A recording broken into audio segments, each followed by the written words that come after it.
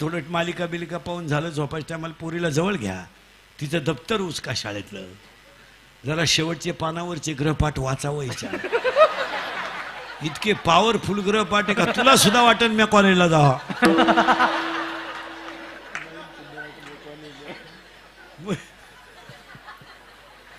मुलीच्या मोबाईल मध्ये ग्रहपाठ वाचा. मुलीच्या मोबाईल मध्ये सिम बघा किती आहेत, 3 सिम आहेत. त्यातले व्हॉट्सअपचे मेसेज वाचा. तुला आत्महत्या करावं वाटणं असे मेसेज आहेत. नाही दप्तर चेक करा, एसटीचा पास चेक करा, मोबाईल मधला बॅलन्स चेक करा. आपण पुरीला 100 रुपये दिले, त्याच्यात 500 रुपये आले, मग 100ला 500 ही स्कीम कोणती आली याची जरा चौकशी करा. ही 1 GB आहे का 2 GB आहे का GB आहे. पोरगी पळून गेले आई म्हणती मला अंदाज आलता, तू काही कुंभ मेळ्याला गेलती का. आणि आपण म्हणतो बा पोरं बिघडली नाही. पुरी सुद्धा या 5-7 वर्षात इतक्या बिंडोक झाल्यात. पुरी हुशार पोरानो प्रेमच करीनो. MBBS MD MTech अशा पोरानो प्रेमच करीत नाही पोरी. एकदम भंगरी पोराच्या नादी लागते पोर. त्याच्या बगलात उशिड्या, 1 साइड भांग, अंडरपॅन्टला उवा. ही त्यालाच म्हणती तूच माझी जान आहे.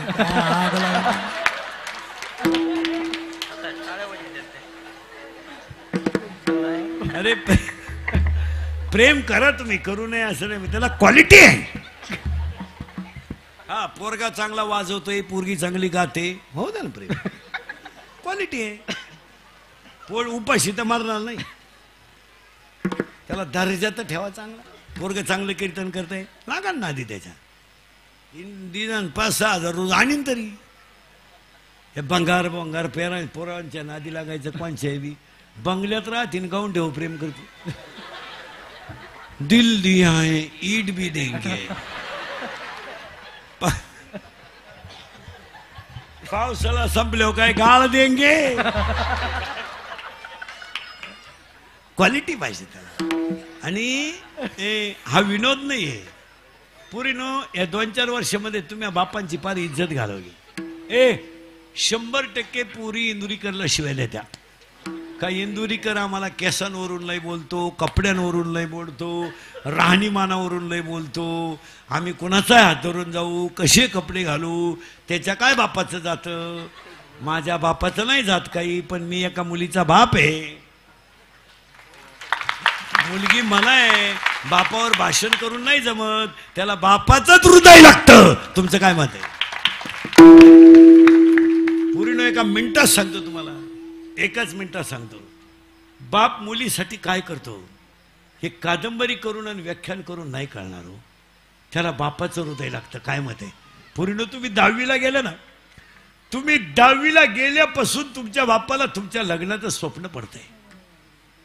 लग्न असं करेल, मंडप असा घालेल, आचार्य असा सांगेल, जेवण असं घालेल, जावई असा असेल. त्याच्या स्वप्नाचा पुरीनो तुम्ही या 5-7 वर्षात चक्काचूर केला. चक्काचूर. तुम्ही पळून जाऊ नये ह्या मताचा मी नाही, कारण मला गॅरंटी तुम्ही मला ऐकू शकत नाही. कारण तुम्ही जी झक मारायची ती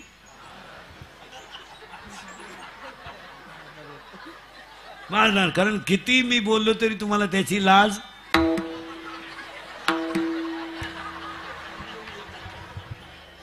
दनादन कबूल झाल्या. जा पळून तुम्ही पूर्ण. आज जा कीर्तन संपल्यावर आता मेसेज टाका. आणि चंद्र आहे साक्षीला, चंद्र आहे आकाशात. जा पण तळतळीनं सांगतो, मला जेवढे शिव्या द्यायचे तुम्हाला द्या, फक्त माझ्या एका प्रश्नाचं उत्तर द्या. जा पूर्ण आयुष्यात हा बिचारा एवढा शेतकरी वर्ग, सर्व्हिसवाला वर्ग आहे ना, याच्या मुलासारखा आहे मी. यांनी आयुष्यात असं काय पाप केलं तर मला सांगा, का तुम्ही त्यांची मान समाजातून कायची खाली घातली एवढं सांगा. जा. हाताला घड्याळ घातलं ना हे त्याची चूक आहे, पायाला चप्पल घातली ना हे त्याची चूक आहे, कंपनीचे वडापाव खाऊन फुटपाथवर झोपला ही त्याची चूक आहे. त्याची चूक सांगा ना. पुरीनो त्याला मित्रात वर मान काढायला जागा राहिली नाही, का पाहुण्यात वर त्याला मान काढायला जागा राहिली नाही. अरे त्याला शेजारची माणसं सुद्धा रामराम घालायची बंद झाली. एवढं काय पाप केलं त्याने? पाप सांगा त्याचा पाप. आयुष्यामध्ये त्याने काय केलं तास? काय केलं होतं? अरे बाजारात घुसला पुरीनं तुमच्या वहीची आठवण आली तर त्यानं बटाटे आणि वांगे कमी आणले, पण पहिली वही घेतली.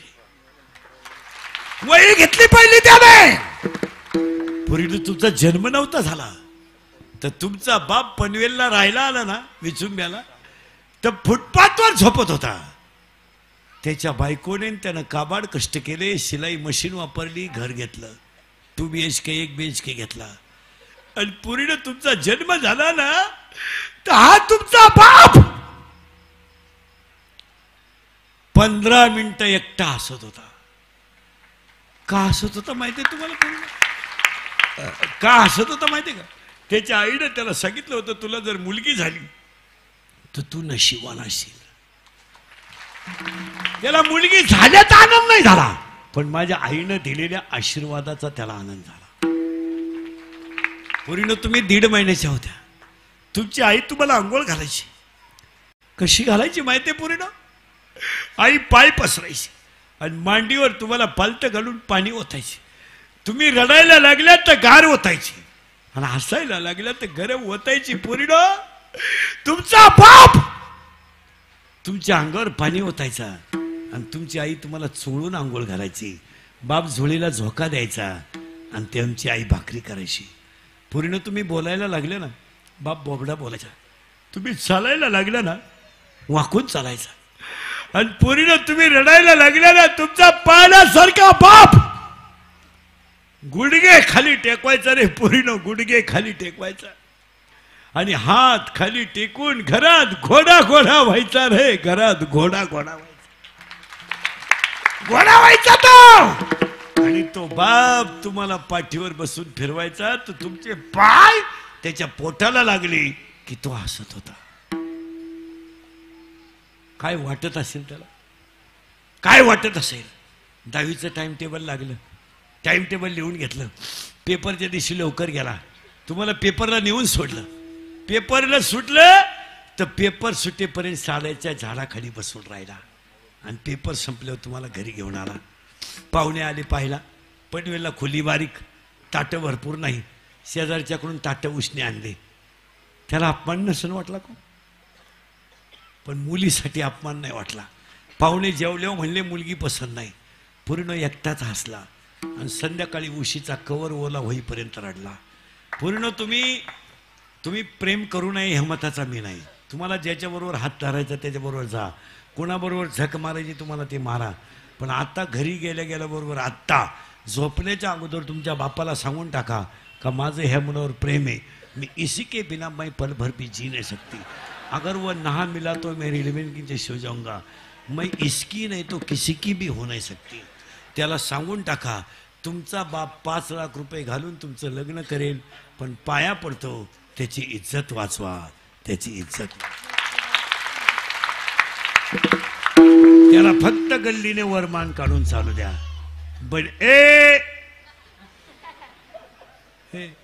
बनियन मळालं तर मळू द्या, त्याचा शर्ट फाटला तर फाटू द्या, दाढी वाढली तर वाढू द्या, फक्त त्याची इज्जतीचा कचरा होऊ देऊ नका. याच्यावर पूर्ण तुमचं मत काय? तुम्ही तर बोलायचंच बंद आहे.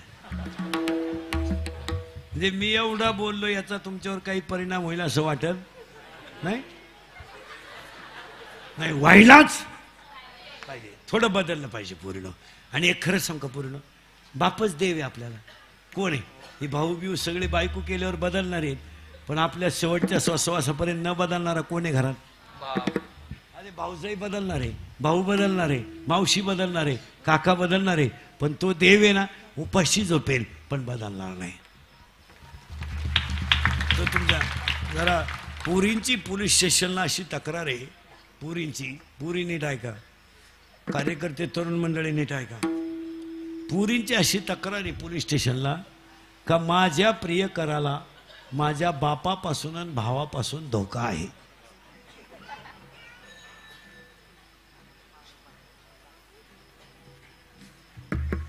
जागे आहे ना तुम्ही? तुमचं डोकंच बंद होईल 2 मिनिटात. जगातला कोणता बाप आहे? कोणता बाप आहे जगातला का तो मुलीचा आरोपी होईल?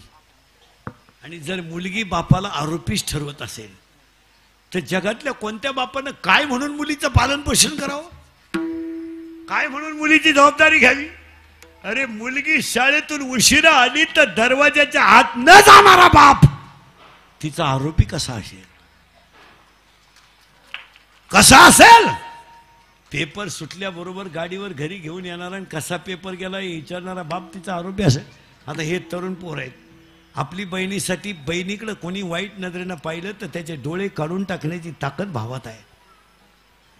मला सांगा, भाऊ बहीण 9वीला आहे, भाऊ 10वीला आहे, बहिणीला शाळेत घेऊन जातोय, बहिणीचा तास सुटेपर्यंत शाळेच्या अंगणात बसून राहतोय, दुपारी बहिणीबरोबर जेवतोय, आकृत्या काढून देतोय, बहिणीला रक्ताचं नातं म्हणून जवळचं सांभाळतोय. ती बहीण जर भावाला आरोपीच ठरवत असेल तर जगातला कोणता भाऊ बहिणीवर विश्वास ठेवेल? तुम्ही 1-2 मिनिटं विचार करा ना. आपली बहीण 10वीला आहे, रविवारी तिला तास होता, आपल्याला सुट्टी होती, तरी आपण तिच्यासाठी शाळेत गेलो. येताना सायकल पंक्चर झाली, आपण तिचं दप्तर सायकलीला टांगलं, ती मोकळी चालली ना आपण लुटीत चाललो. ती म्हणली, सर आहे पप्पा मला उद्या वही पूर्ण करायची आहे. आपण लवकर उठलो आणि तिचा ग्रहपाठ पूर्ण करून दिला. अगं दिदी तुला सर मारणार नाही याची जबाबदारी माझी, मी आकृत्या काढून देतो, तू फक्त आकृतीला नावं दे, बाकी संपलं. कोणत्या आकृत्या मला खून करून दे.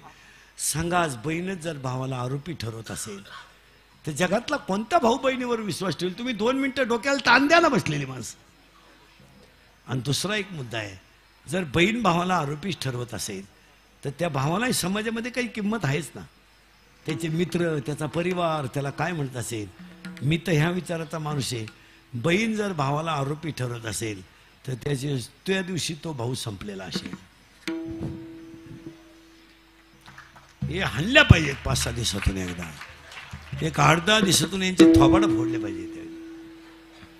मुलगी हाणायलाच पाहिजे, यावर तुमचं मत काय?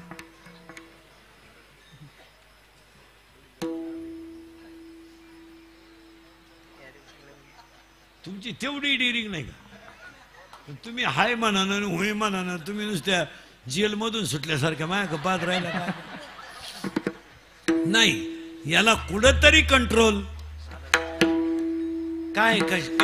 अंगातली ताकद जपून वापरा, खिशातला पैसा जपून वापरा, हळदीचा खर्च कमी करा. आता ह्या तुमच्या हळदी आहे ना, ह्या आमच्या बोकांडी बसल्यात. कशा बसल्यात ऐका. आमच्याकडे पूर्वी हळद हा ॲटम नव्हता. आमच्या भाग म्हणजे नगर नाशिक तिकडं हा विषय नव्हता. काय व्हायचं तिकडं 6 वाजता नवरदेव यायचा आणि आंघोळ घालून त्याच्या अंगाला थोडी हळद चोळायचे, पाहुणे चहा पाणी घ्यायचे, विषय संपला. काय ते 15-20 मिनिटाचा कार्यक्रम असायचा, लईत लई 1 तास चहा होता आणि गप्पा हाणता बांधता. 15-20 जण वटेवर बसायचे, थोडेसे वाजंत्री वाजायचे, त्या नवरदेवाला आंघोळ घालायचे आणि लोक निघून जायची. तेव्हा काय जेवण बिवणं. आज तुमच्यामुळं तुमचं पाहून आमच्याकडं लग्न इतका खर्च हळदीला सुरू झालाय. आता आमचे पिसाळल्यात. आता आमचे तर फारच कामातून गेल्यात. 500 लोकांचा स्वयंपाक लागतोय आमच्याकडे हळदीला आता, 500. आणि हळद लागते आमच्याकडे 1:30-1:45 रात्री.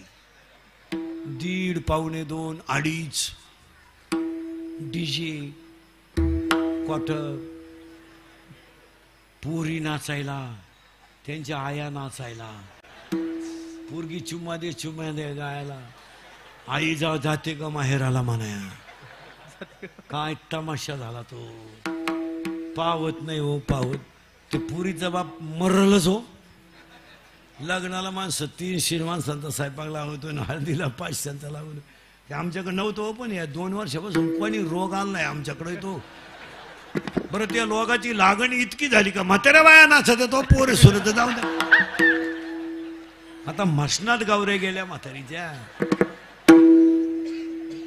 पुरीनं नाचायचं, चुम्मा दे गाण्याला, आईनं उभं राहून पाहायचं, मोबाईल टाकायचे आईवर पुरीवर. काय माही गुड्डी ताल धरती म्हणली. तुझी गुड्डीचा एखादा गड्ड्या घेऊन पळून जाईल तर कळन तुला. इथं नाचलं पाहिजे. एका पोरीला मी कीर्तनात म्हणलो लग्नात नाचू नाही, ती पोरगी काय म्हणली माहिती का मला, महाराज जरा नंगट होती ती पोर, ती मला म्हणली महाराज पोरी कीर्तनात नाचल्यावर तुम्ही नाव ठेवता, मग जनाबाई मीराबाई नाही नाचली का? तुवान झोडायची पाळी आली बा आपली. आता ती मीराबाई कुठं ही शिंबडी कुठं? मी म्हणलं मीराबाई नाचली तू नाच, पण मीराबाई विष प्याली, 2-4 चमचे पे ना. अहो नवरदेव नाचत यात इतके भंगार आहेत. बंगो बंगो बंगो.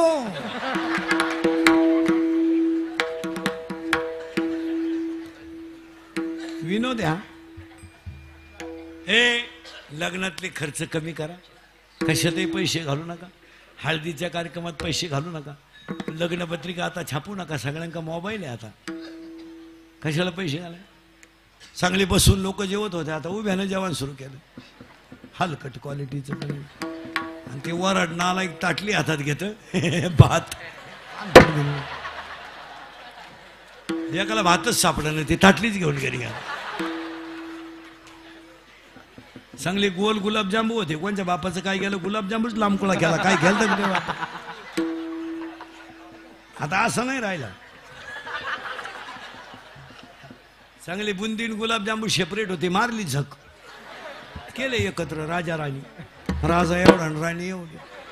राजाला कळलं सुद्धा नाही राणीची टाकली का मुका घेऊन कशातही पैसे. आता लग्नात एक फाजील पद्धत आली, मंगलाष्टकाच्या टायमाला नवरा नवरी मधून येणार, गेट केलंय गेट, तो नवरदेव भाड्याच्या गाडीत आला, 35 रुपयाचा चष्मा घेतो लिंबा खालचा, तो आता 100ला झालाय, नाही तर 35लाच होता पहिला, 99ला आता. आणि त्या नवरी माग 7-8 याडपाट पुरी, इतकी मेकअप. लग्न नवरीचं कलवरी जाती ब्युटी पार्लरला, आणि ब्युटी पार्लरला गेल्यावर 4 गोष्टी करावं लागतं पोरीनं. पहिलं फेसिंग करावं लागतं, नंतर मिक्सिंग करावं लागतं, नंतर सिऱ्या मिक्स करावं लागतं, आणि शेवटी एअर सेटिंग करावं लागतं. अशा 4 पायऱ्या त्या. तो 21 दिवसाचा कोर्स आहे. फेसिंग म्हणजे खड्डे भरणे आणि डांबर होत नाही.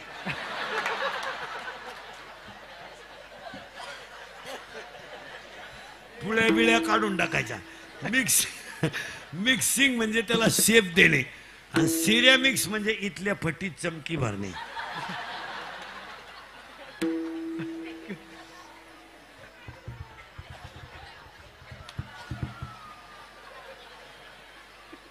आणि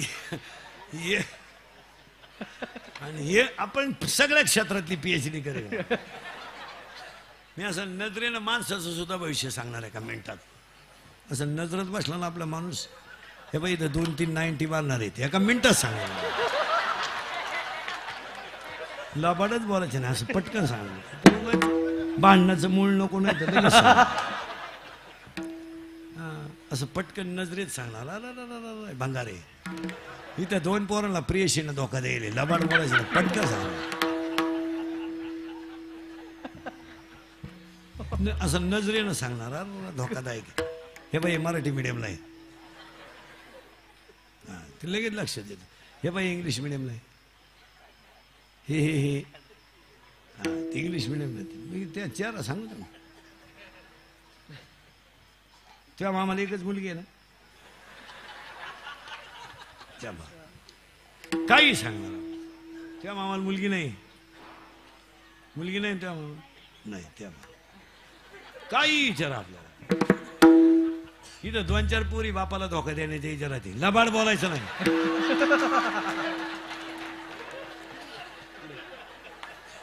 ते उगाच भांडणाचं मूळ नको, नाही तर सगळं सांग. आणि एअर सेटिंग करावं लागतं. तर एअर सेटिंग मध्ये 3 पायऱ्या आहेत पोरीनो. केस धुवून घ्यायचे, पहिले सेप द्यायचा त्याला मोकळा, त्याला एक मध्ये फुगा करायचा वर, आणि ही बाजू दाबून घ्यायची, याला म्हणायचं पॉप. आणि ही बाजू पुढं दाबायची आणि एक बाजू मोकळी करायची, याला म्हणायचं देवयानी. आणि एकच बाजू बांधायची, ही मोकळी ठेवायची. चला हवा येऊ द्या. कलवरीने असं केलं, नवरदेव घोड्यावरून पडलं. पाहता काय माय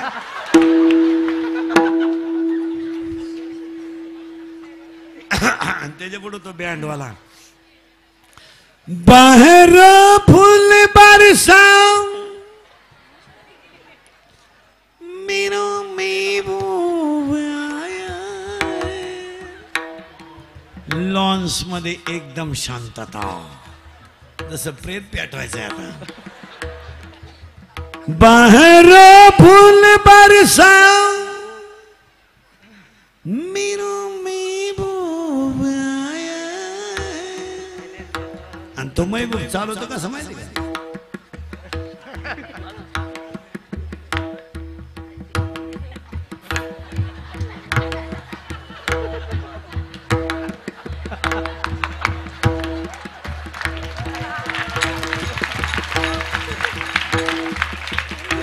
आणि त्याच्या पुढे फुलं टाकेत. अरे बाटलीची बुच टाका, बेवड येते.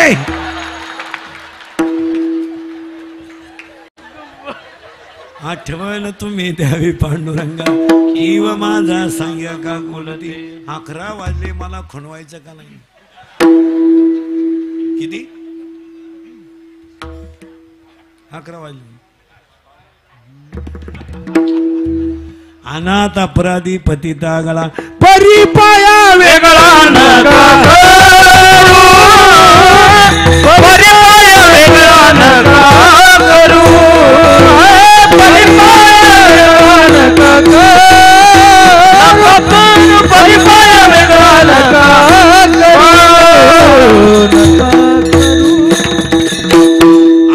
गायक वादक सगळ्या मंडळीला धन्यवाद. एकदा प्रेमानं भजन करा. विठोबा रखुमाई, जय जय जय जय जय विठोबा रखुमाई, विठोबा रखुमाई, ज्ञानेश्वर माऊली, ज्ञानराज माऊली, ज्ञानेश्वर माऊली. तुका म्हणे तुम्ही निरविलावरी, तुका म्हणे तुम्ही निरविलावरी, तुका भर तुम्ही निरविलावरी, तुका म्हणे तुम्ही निरविलावरी.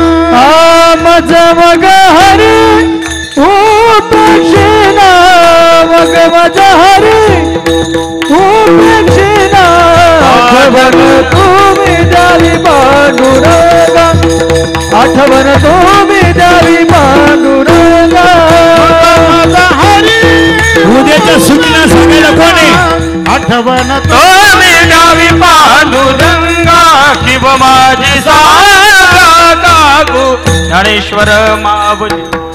ऐका, उद्या ठीक 9 ते 11 या वेळेमध्ये श्री हरिभक्तीपरायण आदरणीय, 10 ते 12 या वेळेमध्ये श्री हरिभक्तीपरायण आदरणीय महंत रामकृष्ण चैतन्य महाराज घरात यांचं काल्याचं कीर्तन होईल आणि तदनंतर महाप्रसादाचा कार्यक्रम होईल. गाडीची चावी जर कोणाला सापडली असेल, काल पडली होती, ती चावी महाराजांकडे आणून द्यावी इथे व्यासपीठावर.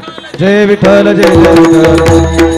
हा बोलिले कुरे वेडे वाकुडे उत्तरे, आई उच्चारीला अधिकार म्या पुला, क्षमा अपराध तुका म्हणे ज्ञानेश्वरा, राखा पाया पैकी करा, करा क्षमा अपराध महाराज.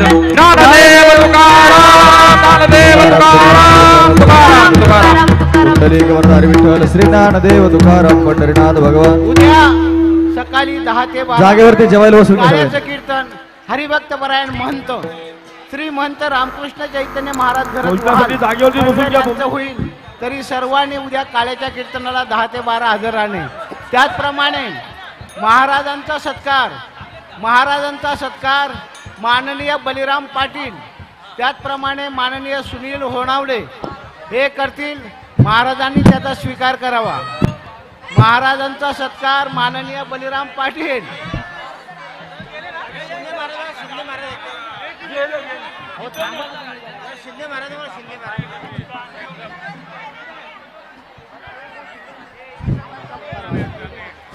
ऐका आणि लक्ष करा माऊली.